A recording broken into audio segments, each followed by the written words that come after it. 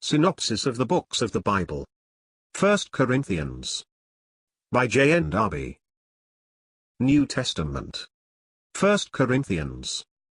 Chapter 16. Paul's plans, the collection for the poor saints at Jerusalem, the open door and many adversaries. His motive for remaining at Ephesus. The apostle, in his letter, had treated of the disorder that reigned among these believers, and his spirit was to a certain degree relieved by fulfilling this duty towards them, for, after all, they were Christians and an assembly of God. In the last chapter he speaks to them in the sense of this, although he could not make up his mind to go to Corinth, for he had intended to visit them in going to Macedonia, and a second time in returning thence. He does not say here why he did not go thither on his way to Macedonia, and he speaks with uncertainty as to his sojourn at Corinth when he should arrive there on his return from Macedonia. If the Lord permitted, he would tarry a while with them. The second epistle will explain all this. In their existing state, his heart would not allow him to visit them. But he treats them tenderly, nevertheless, as still beloved Christians, giving them directions suited to the circumstances of the moment. They were to make a collection for the poor saints at Jerusalem, as had been arranged with the apostles when Paul left Jerusalem as the recognized apostle of the Gentiles. This was not to be done in haste when he came, but by laying up every week in proportion to their prosperity. He would send persons chosen by the Corinthians or take them with him if he went himself to Jerusalem. He thought of remaining till Pentecost at Ephesus, where a great door was opened to him and there were many adversaries. If these two things go together, it is a motive for remaining. The open door is an inducement on the part of God, the activity of adversaries makes it necessary with regard to the enemy. A closed door is a different thing from opposition. People do not hearken if the door is shut. God does not act to draw attention. If God is acting, the assiduity of the enemy is but a reason for not abandoning the work. It appears, 1 Corinthians 15 verse 32, that Paul had already suffered much at Ephesus, but he still continued his work there. He could not pour out his heart on the subject to the Corinthians, seeing the state they were in. He does it in the second epistle when the first had produced the effect he desired. There was a tumult afterwards at Ephesus, stirred up by the craftsmen, in consequence of which Paul left the city. Acts 19 verses 21 and 22. Verses 21 and 22, of this chapter in Acts, show us the period at which he wrote this letter. The danger to his life had preceded it, but he remained at Ephesus after that. The tumult closed the door and sent him away. Apollos is sharing Paul's feeling and one with him. In Acts 19 verse 22 we see that he had sent Timothy into Macedonia. In our epistle, he supposes that he might go on as far as Corinth. If he came, the Corinthians were to receive him as they would have received Paul. He had begged Apollos to go to them. He had already been made a blessing to them, and Paul thought he might be so again.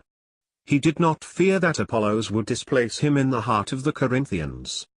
But Apollos shared the apostles' feeling.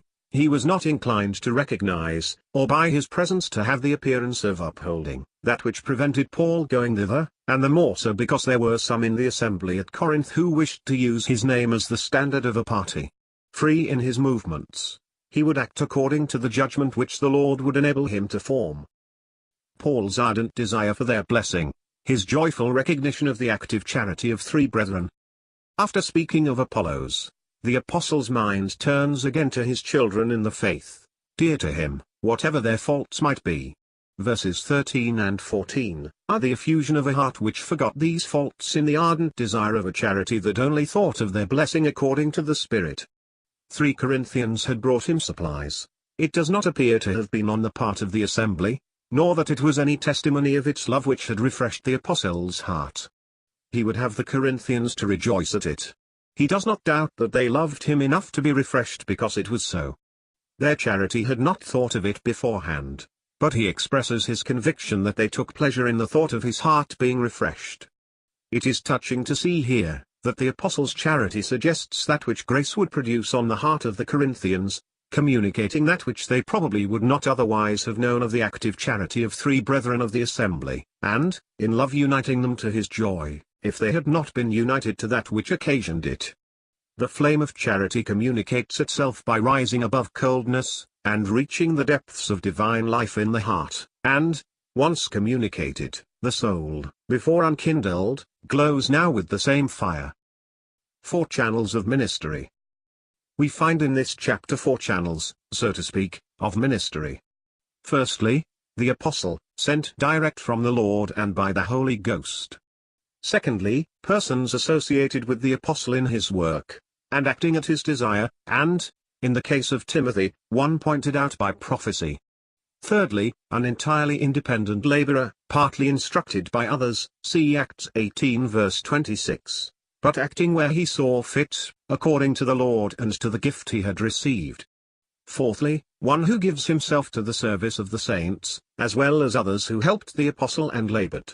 Paul exhorts the faithful to submit themselves to such, and to all those who helped in the work and labored. He would also have them acknowledge those who refreshed his heart by their service of devotedness.